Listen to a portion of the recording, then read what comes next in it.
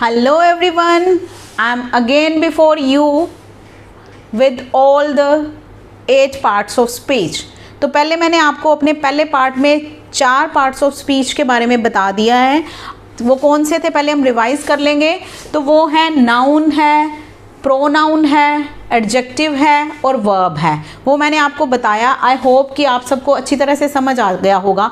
आप comment section में ज़रूर लिखें. आपको अगर कोई भी मेरी बात समझ नहीं आती है तो आप कमेंट सेक्शन में लिखें. मैं उस चीज़ को रिवाइज करवा सकती हूँ. जो आपको नहीं समझ आया मैं फिर से समझाऊँगी.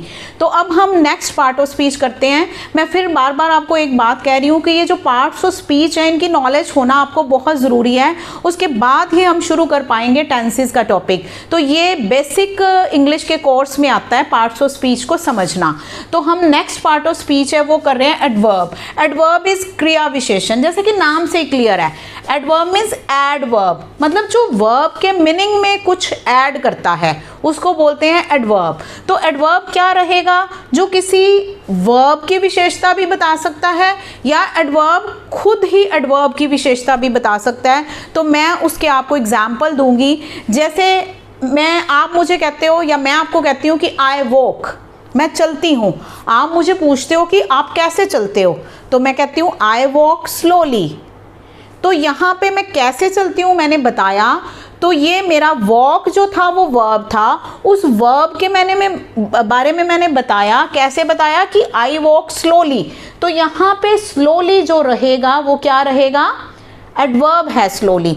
तो I still remember when we were students. तो हमें तो कुछ एक जब ये समझाया गया था तो बता दिया गया था कि एलवाई जहाँ पे लगा होगा वो एडवर्ब होते हैं. और तब क्या था, कुछ फिक्स्ड वर्ड्स ही होते थे और वही हमसे पूछ लिए जाते थे. हम देख लेते थे कि एलवाई लगा है तो ये एडवर्ब हो गया. लेकिन ऐसा नहीं है. बहुत सारे वर्ड्स हैं जिनके साथ एलवाई नहीं भी लगता लेकिन फिर भी वो एडवर्ब है. तो मैं आपको बताती हूँ.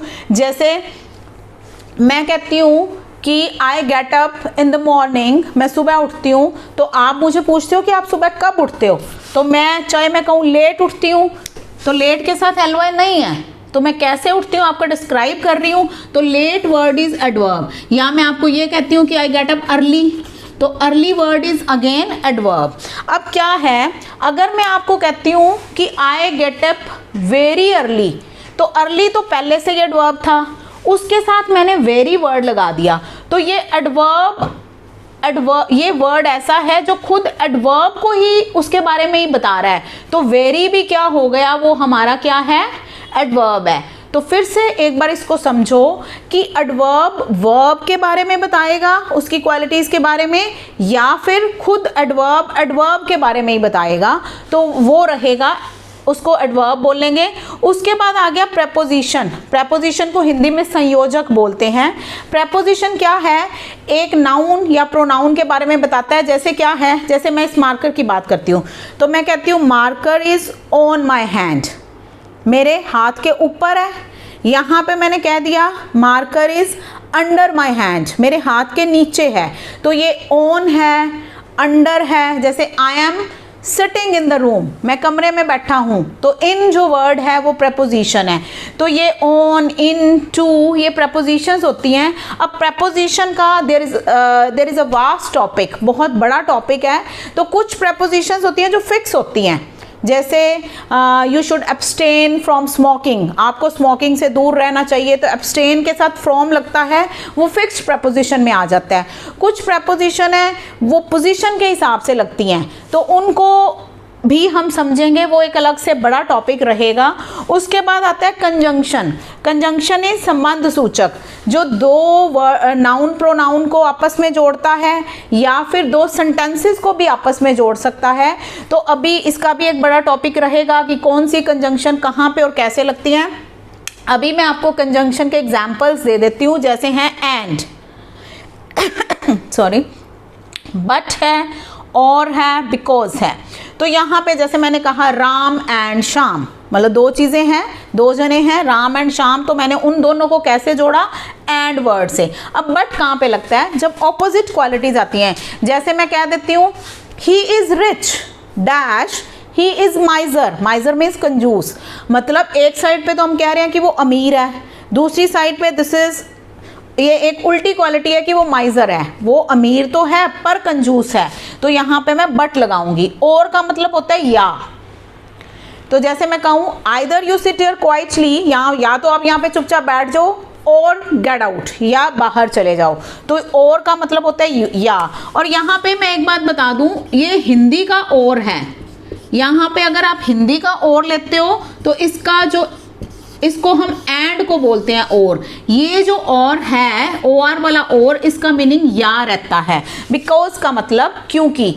तो ये भी कंजंक्शन का एक वास्ट टॉपिक है, वो अलग से भी मैं आपको समझाऊंगी। उसके बाद हमारा लास्ट जो है 8th पार्ट ऑफ स्पीच है, वो है इंटरजेक्शन। तो इंटरजेक्शन इज विस्मय सूचक, मतलब आप एकदम हैरान होके जो वर्ड्स यूज करते हो उसको इंटरजेक्शन बोलते हैं। जैसे आप एकदम किसी को देख के हैरान हो जाते हो तो आप कहते हो ओ तुम आ गए हो, तो ओ जो है वो इंटरजेक्शन है। उसके बाद साइन ऑफ एक्सक्लेमेशन लगता है, ये ध्यान रखना है सब बच्चों ने। जैसे मैं कहूँ wow your dress is very beautiful, तुम्हारी जो ड्रेस है वो बहुत सुंदर है।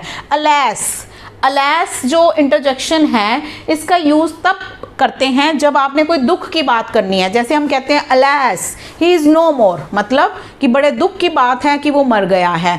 उसके बाद हुर्रा, ये तब यूज़ करते हैं जब हमने कोई खुशी की बात करनी है। जैसे कि हम कहते हैं hurrah we have won the match. तो ये सब क्या हैं, ये सब इंटरजेक्शन है। So this was the last part of speech. अब आपने क्या करना है, आप you will find some paragraph from your book में से कोई भी पैराग्राफ लेके उसके जितने भी सेंटेंसेस होंगे, उसके अंदर जितने भी वर्ड्स हैं, हर वर्ड जो है वो एक पार्ट ऑफ स्पीच होता है। तो आपने उसको फाइंड आउट करना है और मुझे बताना है कि आपने वो एक्सरसाइज करी है या नहीं करी है। तो इनको मैं फिर से आपको कह रही हूँ, इनको समझना बहुत ज़रूरी है। तो इस पे आप थोड़ा सा टाइम लगाएं। अगर आपको एक बार में समझ नहीं आती है तो आप इस वीडियो को बार बार देख सकते हैं। तो ये हमारे जो पार्ट्स ऑफ स्पीच थे, ये टॉपिक हमारा कवर हुआ है। इसके बाद हम चलेंगे टेंसेस की ओर। अगर आपको use of is, am are, was, were, has, have, had अच्छी तरह से समझ आ गया है और पार्ट्स ऑफ स्पीच अच्छी तरह से समझ आ गए हैं तो आप टेंसेस को बड़े आराम से समझ पाओगे। लेकिन उससे पहले मैं फिर आपसे बोल दूं कि आपने फॉर्म्स ऑफ वर्ब ज़रूर याद करनी है, क्योंकि टेंसेस में कहीं पे फर्स्ट फॉर्म लगेगी, कहीं पे सेकंड फॉर्म लगेगी, कहीं पे थर्ड फॉर्म लगेगी। तो उन फॉर्म्स ऑफ वर्ब का आना आपके लिए बहुत ज़रूरी है, तो आप उनको ज़रूर करें। It will increase your vocabulary also. So आज के लिए इतना ही। Thank you, have a good day. और चैनल को सब्सक्राइब ज़रूर करें और वीडियो को शेयर ज़रूर करें ताकि जो बाकी स्टूडेंट्स हैं वो भी इसका लाभ उठा सकें। Thank you.